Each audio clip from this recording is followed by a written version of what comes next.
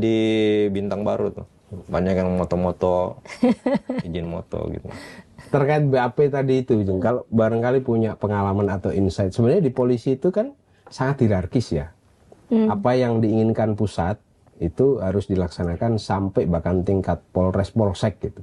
Nah, dalam kasus seperti ini yang BAP dipaksakan tadi misalnya, narasi yang dipaksakan itu sebenarnya gimana sih sel-sel kerjanya? Itu yang kita kira kan kayak gitu ya. Tapi sebenarnya 2 tahun lalu gue sempat nulis tentang kinerja polisi ya. Ini kebetulan masih bulan Juli, baru Hari Bayangkara kemarin ya, Polri yang ke-78 kalau nggak salah kan. Nah, 2 tahun lalu sempat nulis tentang robohnya marwah polisi.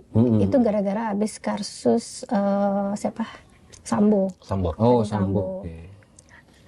Wawancara sama IPW juga, sama gue ngulik ini survei Litbang Kompas yang dari 2015 sampai 2022 tentang kinerja pemerintahan. Kinerja pemerintahan Presiden Jokowi selama 8 tahun, waktu itu 8 tahun itu ya, itu yang paling jeblok adalah penegakan hukum.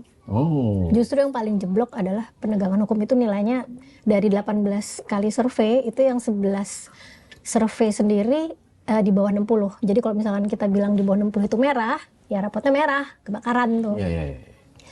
Nah, penegakan hukum itu kan dilihat ada 5 lembaga ya, selain ada kepolisian, kejaksaan, MK, MA, KPK kan. Dari 5 ini yang paling ancur-ancuran kepolisian. Jadi kepuasan publik terhadap kepolisian tuh paling rendah. Nah, boroknya di mana? Boroknya itu yang paling utama sebenarnya adalah di kerja keresersean. Kerja reserse. Makanya kenapa 80% pengaduan masyarakat ke Indonesia Police Watch, IPW, itu adalah terkait kerja reserse. Iya ya. Ya, kasus-kasus kayak pembunuhan. Terkait kinerja itu apa aur-auran gitu? Karena ada tahap di keresersean itu yang sangat tertutup, yaitu penyelidikan dan penyidikan. Ini sebuah tahap yang tertutup dan seringkali disitulah rusaknya integritas polisi. Jadi tahap-tahapan di dalam penyelidikan dan penyidikan itu seringkali diperjualbelikan. Gitu.